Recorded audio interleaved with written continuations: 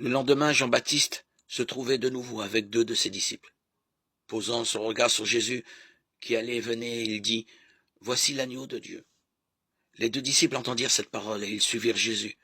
Celui-ci se retourna, vit qu'ils le suivaient et leur dit, « Que cherchez-vous » Ils lui répondirent, « Rabbi, c'est-à-dire maître, où demeures-tu » Il leur dit, « Venez, et vous verrez. » Ils l'accompagnèrent, ils virent où il demeurait, et restèrent auprès de lui ce jour-là.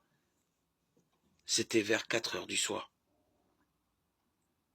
André, le frère de Simon-Pierre, était l'un des 2 disciples qui avaient entendu Jean-Baptiste et qui avaient suivi Jésus.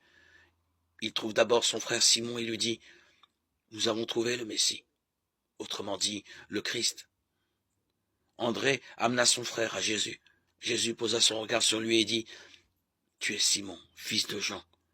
Tu t'appelleras Képha, ce qui veut dire Pierre. » Le lendemain, Jésus déclara de partir pour la Galilée. Il rencontre Philippe et lui dit, « Suis-moi. » Philippe était de Bethsaïde, comme André et Pierre. Philippe rencontre Nathanaël et lui dit, « Celui dont parle la loi de Moïse et les prophètes, nous l'avons trouvé.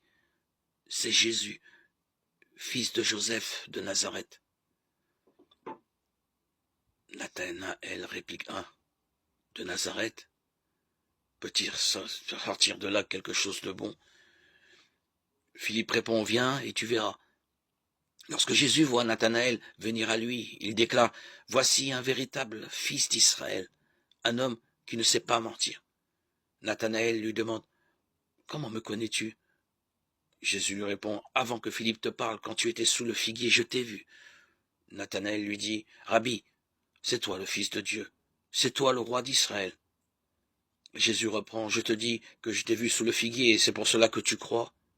Tu verras des choses plus grandes encore. » Et il ajoute, « Amen. Amen. Je vous le dis, vous verrez les cieux ouverts avec les anges de Dieu qui montent et descendent au-dessus du Fils de l'homme. » Jean 1,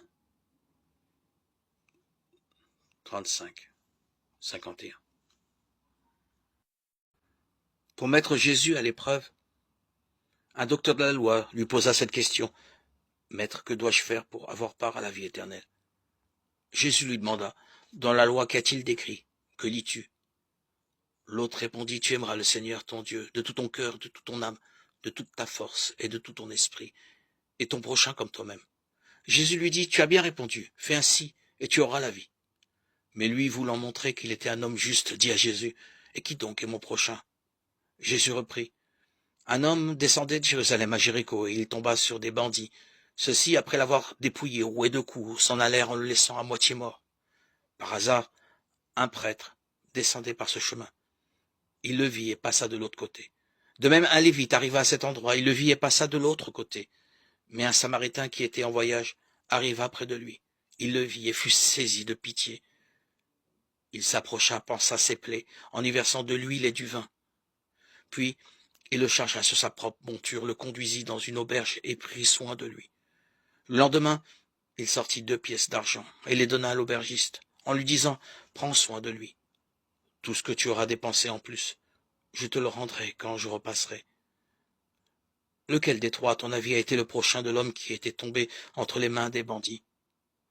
Le docteur de la loi répond, « Celui qui a fait preuve de bonté envers lui. » Jésus lui dit, « Va, et toi aussi fais de même. » Alors qu'il était en route avec ses disciples, Jésus entra dans un village. Une femme appelée Marthe le reçut dans sa maison. Elle avait une sœur nommée Marie, qui se tenant assise aux pieds du Seigneur écoutait sa parole. Marthe était accaparée par les multiples occupations du service. Elle intervint et dit, « Seigneur, cela ne te fait rien? Ma sœur me laisse seule à faire le service? Dis-lui donc de m'aider. » Le Seigneur lui répondit, « Marthe, Marthe, tu t'inquiètes et tu t'agites pour bien des choses. Une seule est nécessaire. Marie a choisi la meilleure part. Elle ne lui sera pas enlevée. » Luc 10, 25-41.